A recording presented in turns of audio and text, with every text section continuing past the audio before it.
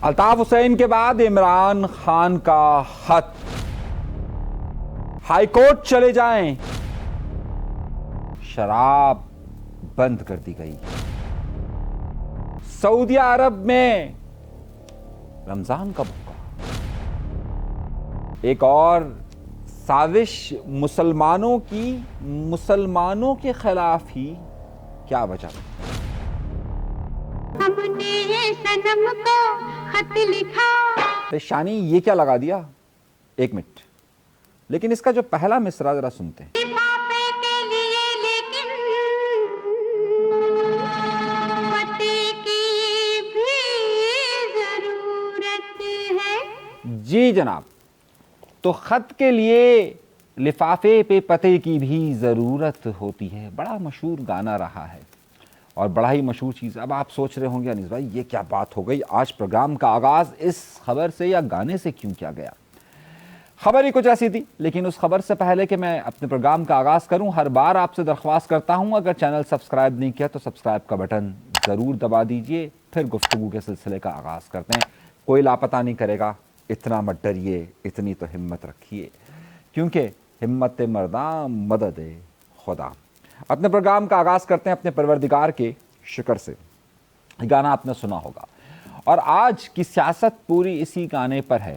ये गाना जब शूट हुआ होगा तो शायद मालूम नहीं होगा कि पाकिस्तान की पूरी सियासत ही इसी के गिर्द घूमती रहेगी।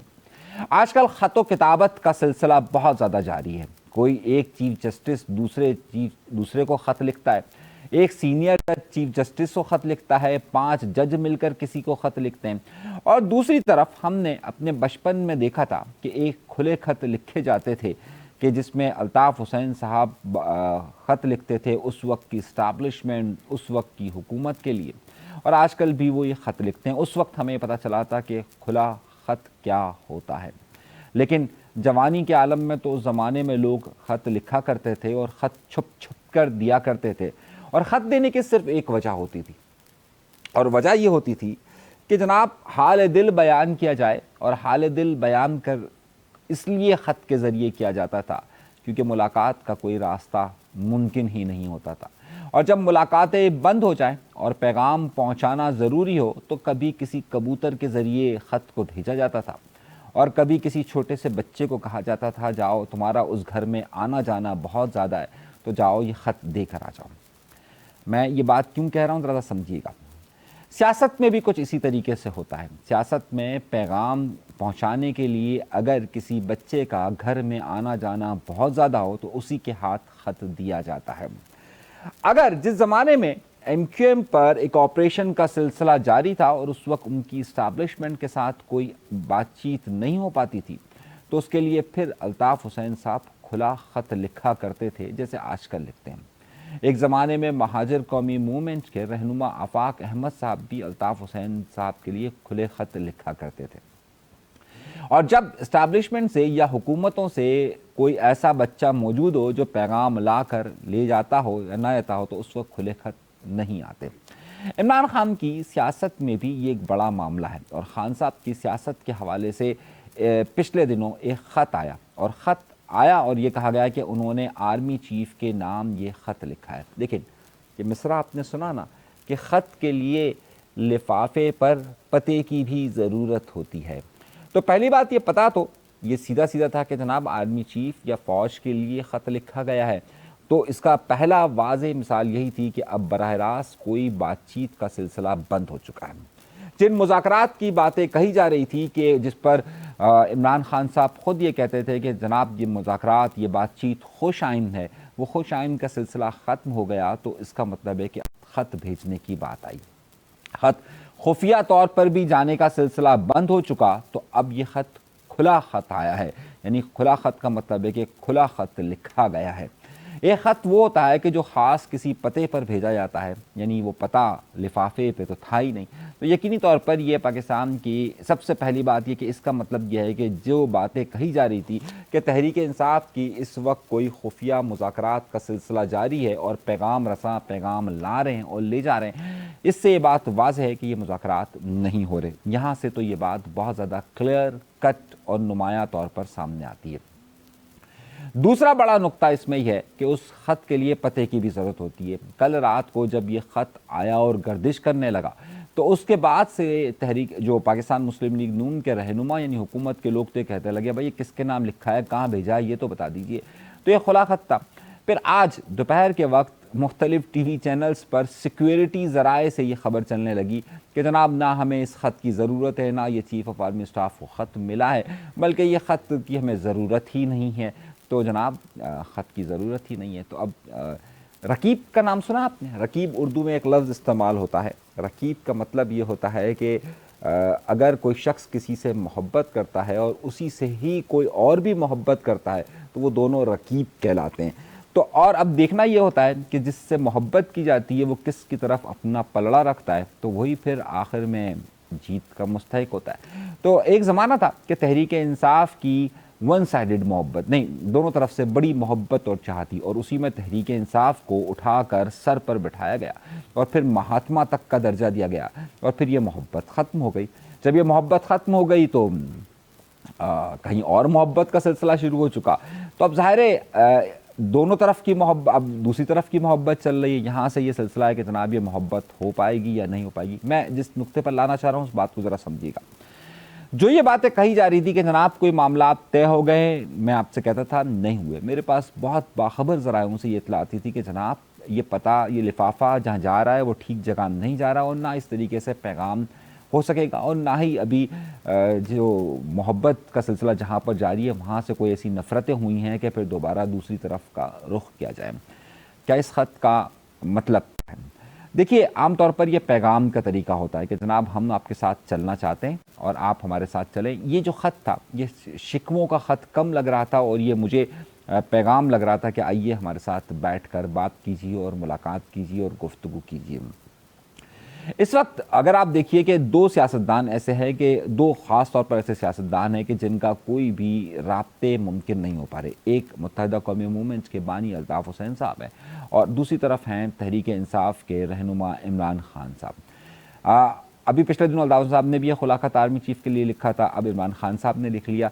सही है, मैं जहाँ तक इस बात को समझ पाया हूँ या जहाँ तक हमारी इन्फॉर्मेशन है, जहाँ तक हमारी मालूमात है, उससे मैं आपको ये बात वाज़े तौर पर बता रहा हूँ। और उसके बाद आज जो सिक्योरिटी ज़राए से जो इतलात सामने आई है उसका वाज़े मतलब ये लिया गया है कि जनाब इस ख़त का कोई असर नहीं लिया जाएगा, लेकिन ये अवामी सियासत के लिए बहुत ज़रूरी था कि जनाब हमने एक बात कही थी लेकिन हमारी बात दूसरी तरफ से नहीं रखी गई। पहले ये खुफिया मुज़ाकरात का सिलसिला था, अब ये सामने का है, लेकिन इसके में कोई भी हल नज़र नहीं आ रहा। अच्छा, दोनों खतूत हैं उसका कोई ऐसा ठोस नतीजा सामने नहीं आ रहा। दोनों जानिब से दोनों रहनुमाओं के जो खतूत हैं उनका कोई नतीजा सामने नहीं आ रहा है। हाँ, अवामी सतह पर ज़ाहिर है वो एक प्रमोशन का सिलसिला है, लेकिन उसके अलावा वहाँ पर से जवाब मौसूल नहीं हो रहा है। दूसरी बड़ी खबर की तरफ आते हैं, और बड़ी खबर यह है कि हाई कोर्ट जाने का मशवरा किसने दिया है और हाई कोर्ट जाने की बात कहाँ पर हुई है। अभी बहुत सारी खबरें हैं मेरे पास, तो इन खबरों पर ज़रा सा तफसील के साथ गुफ्तगू करेंगे। पीका कानून पास किया गया है, और पीका कानून जो इलेक्ट्रॉनिक मीडिया के हवाले से जो कानून, इलेक्ट्रॉनिक क्राइम के हवाले से जो कानून पास किया गया, सोशल मीडिया के हवाले से कानून पास किया गया, उस पर मैंने आपको पिछले प्रोग्राम में भी बताया था कि अवाम की तरफ से सख्त रद्द-ए-अमल आ रहा है, सहाफ़ियों की तरफ से सख्त रद्द-ए-अमल आ रहा है। अवाम की तरफ से इसलिए आ रहा है क्योंकि इसकी जद में तमाम लोग आएंगे। आप किसी भी नज़रिए से वाबस्ता हों, आपका कोई भी सियासी ताल्लुक़ हो, आप किसी भी चीज़ को पसंद करते हो नापसंद करते हो, ये कानून उन तमाम चीज़ों पर इम्प्लीमेंट करेगा। मैंने आपसे पहले कहा था कि हमारा इस कानून पर सबसे बड़ा एतराज़ ये है कि अब ये तमाम इशूज़ सिविल मुकदमों में काउंट होते हैं, लेकिन इसे यहाँ पर जो है वो क्रिमिनल एक्ट में तस्वुर किया जा रहा है। ये ठीक नहीं है। आज जो पाकिस्तान के वफाकी वज़ीर इत्तलात हैं तारड़ साहब, उनका बयान छपा है जंग अखबार में, फ्रंट पे छपा है, और उन्होंने कहा है कि जनाब जिसे जो चाहिए वो चला जाए और हाई कोर्ट में रुजू कर ले। तो ठीक है तारड़ साहब, हम आपकी बात को तस्लीम करते हैं। हमने एक सर्वे भी करवाया है, उस सर्वे के मुताबिक हमें अक्सरियत जो जो ख़ास तौर पर कराची शहर की आबादी है और जो सिंध के लोग हैं, उन्होंने ये उस सर्वे में हिस्सा लिया है, और उस सर्वे के मुताबिक भी ये कहा गया है कि जनाब आप कोर्ट जाएँ। एक तरफ से हमारे तारड़ साहब भी कह रहे हैं कि कोर्ट जाएँ, तो सही है, फिर हम भी कोर्ट जाते हैं और जल्द इसमें कोर्ट में हम जाएंगे और हम बात करेंगे कि जब अवामी राय भी है कि कोर्ट में जाया जाए, और तारड़ साहब भी कह रहे हैं कि कोर्ट में जाया जाए, तो फिर कोर्ट में फिर इस पर बात होगी। जनाब, ये पीका कानून एक कानून ऐसा कानून है कि जिसमें आम आदमी की आज़ादी और आम आदमी के लिए ख़तरात इसमें बढ़ रहे हैं। हम तो इस पर यकीनी तौर पर हम उसमें जाएंगे। एक और ख़बर की तरफ आते हैं, और ख़बर ये है, बहुत अहम ख़बर ये है कि शराब बंद कर दी गई है। आप सोच रहे होंगे शराब तो भाई अच्छी चीज़ है, बंद हो जाए, लेकिन वो शराब क्यों बंद हुई है? इस खबर का ताल्लुक इस वक्त पूरी दुनिया के अंदर फैलने वाली चीज़ों से। आपके इल्म में होगा कि पेट्रोलियम मसनूआत की कीमतें तेज़ी के साथ बढ़ रही हैं। इसका बराह रास्त असर पाकिस्तान के शहरियों पर आने वाला है। ये इसकी सबसे बड़ी वजूहात में से एक वजह यह है कि परसों यानी मंडे वाले दिन कल जो मंडे वाले दिन हुआ ये था कि मंडे को यानी कि 3 फरवरी को हुआ ये कि यूरोपियन स्टॉक मार्केट बुरी तरह बैठ गई। उसके बाद रात गए जब अमेरिकन स्टॉक मार्केट उठी तो वो भी बुरी तरीके से बैठ गई, और उसकी सबसे बड़ी वजह ये थी कि जो ट्रंप की तरफ से ऐलानात किए गए और जिसमें मुख्तलिफ अशिया पर पाबंदियों की बात की गई है और मुख्तलिफ ममालिक पर जो 25% टैक्स की बात की गई है, उसकी वजह से मार्केट को बहुत बड़ा धचका पहुंचा। अब कनाडा इसकी ख़ास तौर पर जद में आ रहा है। ट्रंप की ख्वाहिश ये है कि कनाडा की एक अलग मुल्क की हैसियत तो ख़त्म हो जाए और वो अमेरिका का हिस्सा बन जाए। अब अमेरिका का हिस्सा बनने के लिए कनाडा किसी तौर पर भी तैयार नहीं है। आपको याद होगा कनाडा के पास अपनी फ़ौज नहीं बल्कि उसका तहफ़्फ़ुज़ जो है वो अमेरिका करता है, लेकिन अब अमेरिका का ट्रंप ये कह रहे हैं कि जनाब हम उस पर भारी टैक्स आयद करेंगे। अगर उन्होंने हमारे पास टैक्स अगर बात नहीं मानी तो फिर इस सूरत हाल में यानी कि वो हमारे साथ शामिल हो जाए, नहीं होंगे तो फिर हम उस पर मज़ीद पाबंदियाँ आयद करेंगे। अब कनाडा ने क्या तरीका अपनाया है वो भी बड़ा अजीब व गरीब है। कनाडा ने ये किया कि कनाडा का एक सबसे बड़ा जो सूबा है ओनाटियो इस वक्त सबसे बड़ा सूबा है कनाडा का। ओनाटियो में जो सबसे ज़्यादा चीज़ फ़रोख्त होती है अमेरिका की वो क्या होगी? आप बताइए क्या होगी? जो अमेरिका की सबसे ज़्यादा चीज़ ओनाटियो में फ़रोख्त होती है वो अमेरिका की शराब है, यानी कि शराब। कनाडा में ये हुक्म दिया गया है कि ओनाटियो में जितनी भी किस्म की अमेरिकन शराब मौजूद है उन तमाम को वहाँ से हटा दिया जाए और ख़त्म कर दिया जाए, और उसके बाद अब अमेरिकन शराब ओनाटियो में या कनाडा के अंदर इस्तेमाल नहीं होगी। दोनों ममालिक के दरमियान सख्त ये रस्साकशी का सिलसिला जा रहा है। दूसरी तरफ चीन के साथ भी इनके मामलात कशीदा होते जा रहे हैं। सवाल ये बनता है कि क्या ये दुनिया एक नई माशी जंग की तरफ आगे बढ़ रही है, और इस माशी जंग से पाकिस्तान समेत दुनिया भर को क्या फ़ायदा होगा या नुकसानात होंगे? ये वो चीज़ है जिसका असर पाकिस्तान जैसे ममालिक के ऊपर भी बराह रास्त या बिलवास्ता तौर पर पड़ेगा। जैसे यूएस एड बंद होने से पाकिस्तान के अंदर बहुत सारे प्रोजेक्ट्स रुकेंगे, उसी तरीके से बहुत सारी जगहों पर बहुत सारे प्रोजेक्ट्स और बहुत सारे मामलात रुकेंगे। मैं आपसे ये बात इसलिए अर्ज़ कर रहा हूँ कि ये जो जंग चल रही है जिसे माशी जंग कहा जा रहा है, मैं ये समझता हूँ कि अगर इसमें शिद्दत आई तो ये तीसरी आलमी जंग होगी, लेकिन इसकी सूरत ये होगी कि ये एक माशी जंग के तौर पर है, यानी कि इकनॉमिकल वॉर के तौर पर होगी। इसमें आए दिन शिद्दत आती जाएगी और शिद्दत आते आते आते कई ममालिक की इकनॉमी बैठ जाएगी, कई सरमायाकार डूब जाएंगे, और शायद पाकिस्तान जैसे ममालिक के अंदर इसका बराह रास्त या बिलवास्ता असर भी आना शुरू हो जाएगा। वक्त खबरें का सिलसिला और भी बहुत सारा है, खबरें और भी हैं, बहुत सारे मामला आते हैं, लेकिन एक और ख़बर भी ज़ाहिर है अब रमज़ान मुबारक भी करीब आ रहा है और इत्तलात हमारे पास अब भी आ रही हैं कि जनाब पाकिस्तान के अंदर पहला रोज़ा मुमकिना तौर पर 2 मार्च को होगा, क्योंकि सऊदी अरब के अंदर ये कहा जा रहा है कि 1 मार्च को रोज़ा होगा। बाज़ औक़ात ये भी होता है कि सऊदी अरब और पाकिस्तान के अंदर भी एक साथ रोज़ा हो सकता है, यानी 1 मार्च को ही हो सकता है, लेकिन अभी तक ये कहा जा रहा है कि सऊदी अरब के अंदर 1 मार्च को रोज़ा होगा और पाकिस्तान के अंदर 2 मार्च को मुत्तफ़क़ है। अब इस खबर का भी ताल्लुक बहुत ज़्यादा अहम बनता है, क्योंकि ज़ाहिर सी बात है कि इस वक्त हुकूमत ये दावा कर रही है कि उन्होंने महंगाई की शरह तकरीबन पिछले हफ्ते 2.5% थी, यानी इंतहाई कम महंगाई की शरह थी, मगर ज़मीनी हक़ाइक़ इसके बिल्कुल बरअक्स हैं। अगर आप पाकिस्तान का 2 साल का इंडेक्स उठा के देखिए तो पाकिस्तान में अशिया खुरानोश की कीमतों में तकरीबन 400% के करीब इजाफा हुआ है। वो चीनी की कीमत जो 55 रुपये किलो मिलती थी वो आज 155 रुपये किलो है, यानी कि 55 रुपये किलो से 155 रुपये किलो जा चुकी है।